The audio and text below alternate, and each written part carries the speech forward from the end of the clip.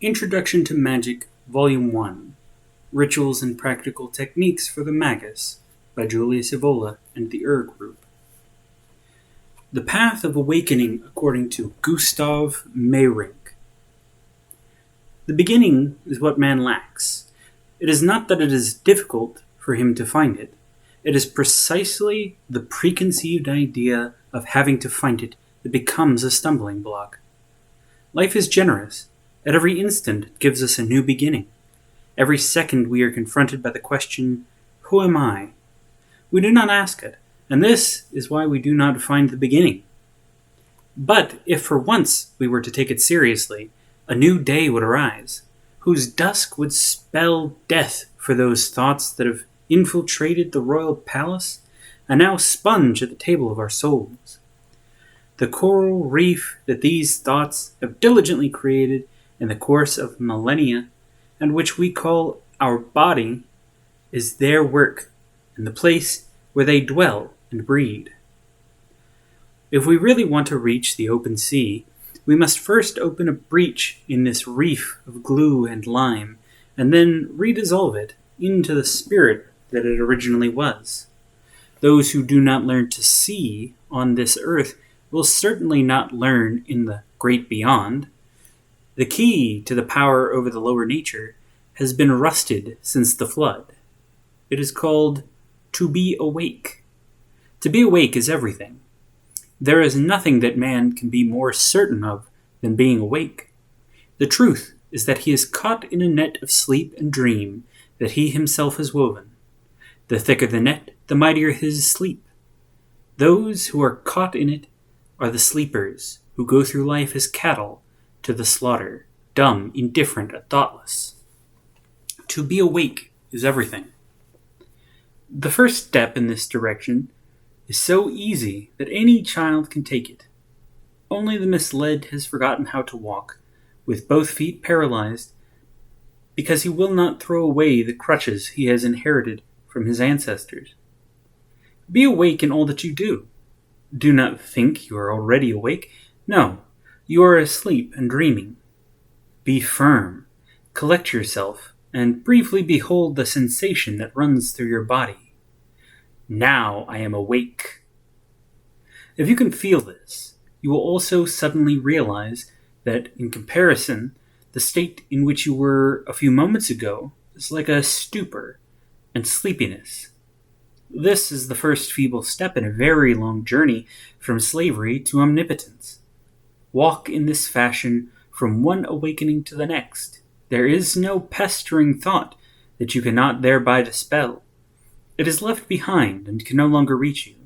You overshadow it, just as the canopy of a tree outgrows its dried-up limbs. Once you have reached the point where this awakening also permeates your body, sorrows will fall off you like dead leaves. The ice-cold ritual baths of the Jews and Brahmins, the vigils of Buddha's disciples, and of the Christian ascetics, the torments of Indian fakirs to keep from falling asleep, these are all nothing but external crystallized rituals, which, like broken columns, bear witness to the seeker. Here, very long ago, stood a mysterious temple dedicated to awakening. Read the sacred scriptures of every people on earth. Through all of them runs a scarlet thread of the secret doctrine of awakening. It is the ladder of Jacob, who wrestled with the angel of the Lord all night until the day broke and he was victorious. If you want to overcome death itself, whose armor is sleep, dream, and dullness, you must climb from one step of awakening to the next. Imagine, the lowest step of this heavenly ladder is called genius. What name shall we then give to the highest one? They remain unknown to the multitudes, and are considered to be legend. On your way to awakening, the first enemy that will bar your path is your own body. It will fight against you till cock crow. However, if you behold the day of eternal awakening that will pluck you from the sleepwalkers who think themselves men and do not know that they are sleeping gods, then even the body's sleep will vanish and the entire universe be subject to you. Then you will be able to perform miracles at will, without having to wait humbly like a whimpering slave for a cruel god to bestow his grace upon you, or strike your head off. It is true you will no longer know the happiness of a faithful and tail-wagging dog that comes from acknowledging a master above itself, whom it must serve. But ask yourself this question, now that you are a man, would you like to trade places with your own dog? All those who experience the earth as a prison, and every believer who cries for redemption, such people unconsciously evoke the world of ghosts. Do it too, but be fully aware. Will those who do it unconsciously find an invisible hand to magically transform into solid ground the marshes into which they stray? I do not want to argue, but I don't believe so. When, on the way of awakening, you go through the world of ghosts, you will gradually recognize that they, too, are nothing but thoughts that you can suddenly see with your eyes. This is the reason that they look alien to you, unlike beings, for the language of forms is different from the language of the brain. Then the time has come for the strangest transformation that can ever happen to you. Out of the people surrounding you, ghosts emerge. All those who have been dear to you suddenly become larvae, including your own body. It is the most terrifying solitude that one can imagine. It is like a pilgrimage through the desert. Those who do not find the spring of life in it die of thirst. This is the sign or the stigma of all those who have been bitten by the snake of the spiritual world. It almost seems as if two lives must be grafted onto us, like a slip onto a common tree, before the miracle of awakening can occur. The separation that otherwise occurs in death occurs here through the extinction of memories, or sometimes due to a sudden inner upheaval. Everybody could attain this if he had the key.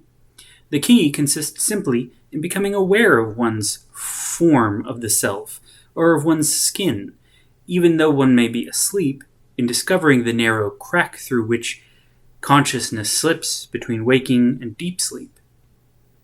The struggle for immortality is a battle for the control over the sounds and ghosts that dwell in us. The waiting for our self to become king is the waiting for the Messiah. Everything I have said here is also found in the scriptures of every people, namely the advent of a new kingdom, the awakening, the victory over the body and solitude. Yet, a bridgeless abyss separates us from these people. They believe that a day is coming when good people will enter paradise, and evil people will be swallowed into the pit of hell. We, on the contrary, know that a time will come when many will reawaken and be separated from those who sleep, as lords from slaves, because the sleepers cannot understand the awakened. We know that there is no good and evil, but only truth and falsehood. They believe that being awake consists in keeping the senses and the eyes open and the body erect during the night to recite prayers. We know that being awake corresponds to the awakening of the immortal self, and that sleeplessness of the body is just its natural consequence. They believe that the body must be neglected and despised due to its sinfulness. We know that sin does not exist, that the body is where we have to start, and that we have come down to earth in order to transform it into spirit.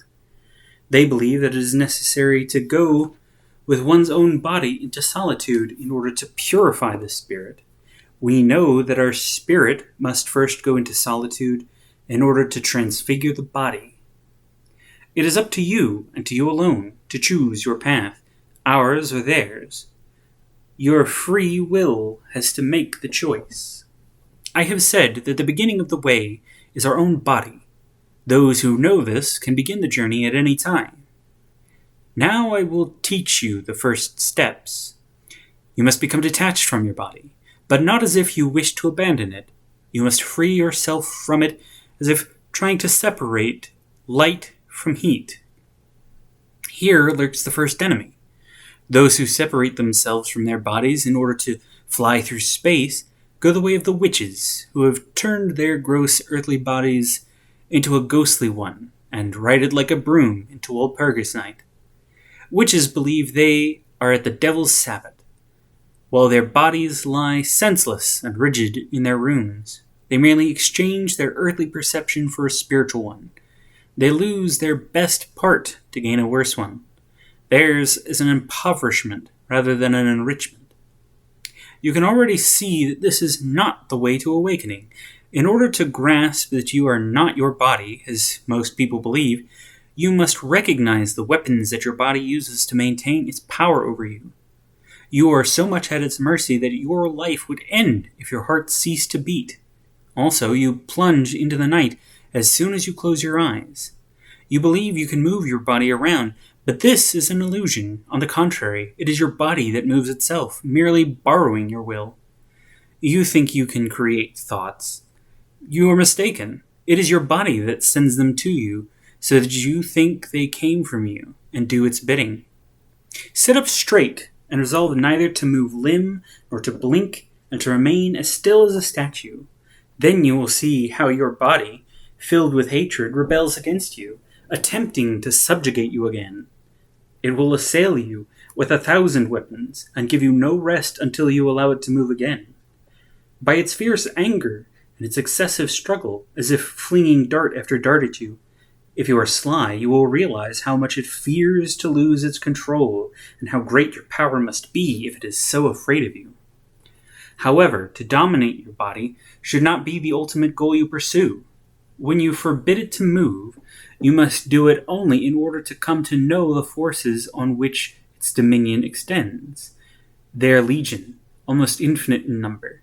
Your body will send them to fight against you, one after the other, as long as you continue to resist its urges by merely sitting still.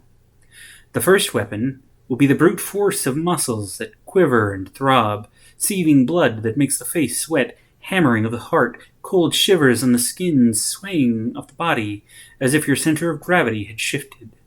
You will be able to face and defeat all of these forces, thanks to your will. But it will not be the will alone. There is a higher awakening behind it, invisible like Siegfried's magical helm. This victory, too, is not meaningless. Even if you were to master your breathing and your heartbeat, you would just be a fakir, which means a pauper. The next champions that your body sends against you are elusive swarms of thoughts. Against them, the sword of the will is powerless. The wilder you strike at them, the more rapidly they buzz around you. Even if you succeed in momentarily getting rid of them, you would become lethargic and thus be defeated in a different way. To order them to stay still is a waste of energy. There is only one way to escape from them. Take refuge in a higher degree of awakening. How to achieve it is something you must learn on your own. It is a constant and cautious proceeding with feelings, and at the same time, an iron resolution. This is all I can say about it to you. Any advice that anyone gives to you in this painful struggle is poison. There's a cliff here over which none can help you but yourself. After reaching this state, you are then confronted by the domain of ghosts, which I have spoken of earlier. Frightening or splendid apparitions will confront you, making you believe they are beings from another world. In truth, they are only thoughts, in visible form, over which you do not yet have full control. Remember, the more solemn they look, the more dangerous they are. However, when you find the deeper meaning hidden in each of these larval beings, you will see with the eye of the spirit not only their living nucleus, but yours as well. Then everything that has been taken from you will be returned to you 1,000-fold, as it happened to Job. Then you will be back where you started, as fools claim sarcastically. They do not know that there is a difference between coming home after a long time in a foreign land and always staying home. Nobody knows if you will be allowed to share in the prodigious forces once possessed by ancient prophets, or if you are destined to enter eternal peace. Our path leads to the threshold of maturity. Once you arrive at it, you are also worthy of receiving that gift. In either case, you'll have become a phoenix. It is up to you to get there by force. One of those who still have the key of magic has remained behind on Earth to seek and to rally those who have been called. Just as he cannot die, the legend about him cannot die either. Some say he is the wandering Jew. Others call him Elijah. The Gnostics claim he is John the Evangelist. Naturally, everybody has his own ideas about this figure. A being like him, who has transformed his body into spirit, cannot be tied to any rigid form. The only true immortal being is the awakened man. Stars and gods disappear, he alone endures, and can achieve anything he wants. There is no god above him. It is not without reason that our way has been called a pagan way. That which a religious man believes about God is nothing but a state that he himself could achieve, if he could only believe in himself. But he obtusely sets up obstacles over which he does not dare to jump. He creates an image to worship instead of transforming himself into it. If you want to pray, pray to your invisible self. It is the only God who can answer your prayers. The other gods hand you stones instead of bread. When your invisible self appears in you as an entity, you will recognize it by the fact that it will cast a shadow. I myself did not know earlier on who I was, until I saw my own body as a shadow.